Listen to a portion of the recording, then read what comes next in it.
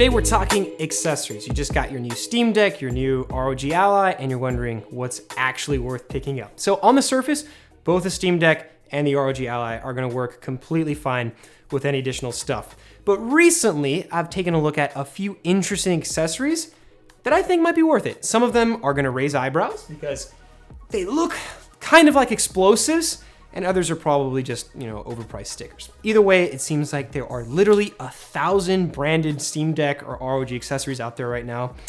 So you're probably wondering what's actually worth picking up and what's not. So I've done some homework. I've compiled a list of some of my favorites for the Steam Deck and the ROG Ally. And let's get into it. All right, number one recommendation is gonna be pretty obvious, and that's storage. This applies to both devices. I mean, with how affordable storage has gotten recently and how hilariously large game file sizes have grown, picking up an upgrade is like a must-have. Now, for the absolute easiest install, I'd go for either a Samsung or SanDisk MicroSD card. I have a couple of these around the office, and they're awesome. There's a bunch of different storage sizes you can choose from, and if you want to get a little bit more involved, you can go with Corsair's new mini NVMe drive.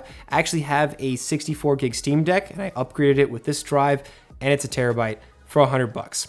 If you want something other than an SD card or NVMe drive, you can go the portable SSD route if you use either of these devices in a stationary environment like a dock setup, but overall storage is probably the most important upgrade you can make. All right, next item up is like the cheapest possible upgrade you could do, which is thumbstick caps.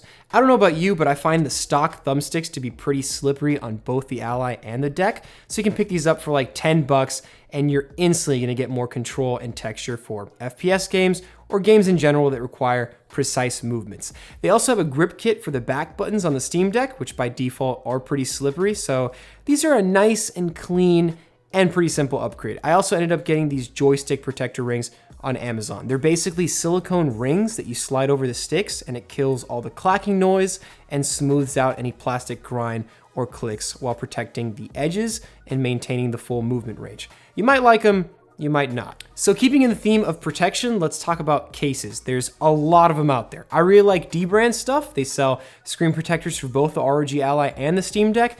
And there's the entire kill switch case bundle you can pick up that comes with stick grips, a kickstand, and you can add skins. I found that by default, the skins are pretty tough to install on the Steam Deck, so I'd recommend if you are picking up skins, try the front panel only, because you don't have to worry about heating them up and forming the 3M around rounded corners as bad. So they make good stuff. As for dedicated carrying bags, TomTalk nails it with their travel series. It's basically meant to carry all your accessories with a couple storage compartments. It's really well built. The fabrics and zippers are quality, and it works for both the Ally and the Deck.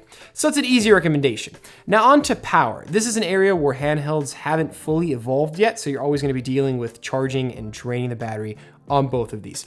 The stock chargers are good, but if you do travel with your devices a lot, I find building out a versatile setup can be clutch. And that starts with threaded USB-C cables. I actually use these for everything, not just handhelds. This one's been going strong for a while now, and it actually has a little LED display built into the connector that lets you peek your charging speed. These types of threaded cables are gonna be way more durable than stock cables and support fast charging. It's rated for up to 100 watts, and when you pair it with a good power bank, having power delivery on the go is super handy. Now, as for wall chargers, I like using these mini dual power adapters. There's a ton of them out there that work really good. Anker and Ugreen make some great ones. Just make sure it supports 45 watts for the Deck and 65 watts for fast charging the Ally. Okay, so that brings me to another small addition, and that's these little JSOX right-angled USB-C adapters. So you can imagine that sometimes the situation of having a cable just jut straight up isn't exactly optimal. So what these do is they extend the port and redirect the cable to an angle where it's not gonna place as much stress on it. I actually use them for laptops all the time, and they work perfectly with a dock. I think a 2-pack is like $9. Okay, so moving on to power banks. Here's where you really have the freedom to choose the exact configuration for your use case. If you fly a lot, it's worth considering battery pack capacity, because I normally tend to stay under the 100-watt range, which is like 27,000 milliamp hours. Battery banks are generally pretty boring. There's a ton of options out there, but I'm gonna show you two. One that's on the pricier side and one that's tailored for using directly with a Steam Deck. So this is the SharGeek Storm 2. It's like if you pulled an item out of Cyberpunk and turned it into a power bank. It's fully transparent, so you can see all the electronics, batteries. There's a display built in, so you can monitor temps, amps, wattages, what's in, what's out. It's pretty sick, and it supports up to 100-watt fast charging, 25,600 milliamp hour capacity, and I love it. They make a bunch of cool stuff. Now, the other one I want to show you is from Antank. This one's 16,000 milliamp hours and a 45-watt power delivery. But what's cool is that it comes with this bracket that's actually magnetized, so you can just mount the power bank directly to the Steam Deck. It's definitely not going to be optimal for most people because it adds even more heft, but it's pretty sweet for a power user out there that wants to double the built-in battery life. Okay, next up is a docking station. There's a ton of them scattered throughout Amazon. You want something that's reliable. JSOX and Antank both make them. Just make sure whichever one you pick is fairly well reviewed for either device. They're really great if you want the flexibility of being able to just throw up your games on a large display. Now, as for portable displays, they can really come in handy if you just want to blow up your screen. I used one on a long car ride a couple months ago that made for a pretty sweet backseat gaming setup.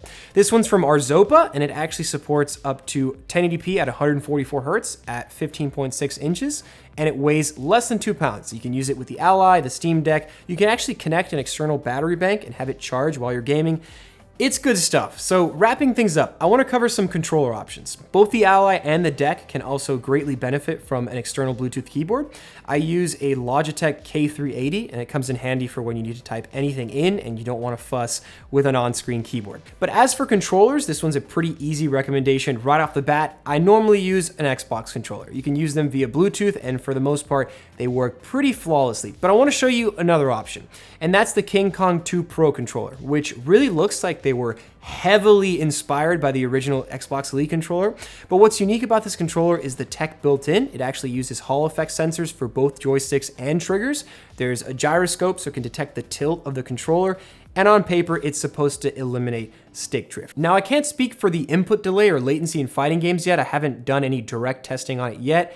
It seems pretty fine. It's kind of a work in progress, but an interesting consideration to check out. There's also the 8-bit DO controllers, which work really great if you're used to using something like a Nintendo Pro controller and you want to do some emulation.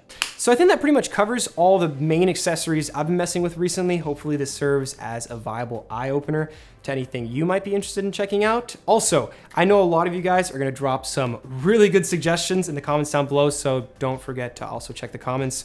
There's going to be some good stuff in there. So that's pretty much it. Thank you so much for watching, and I'll catch you guys in the next one.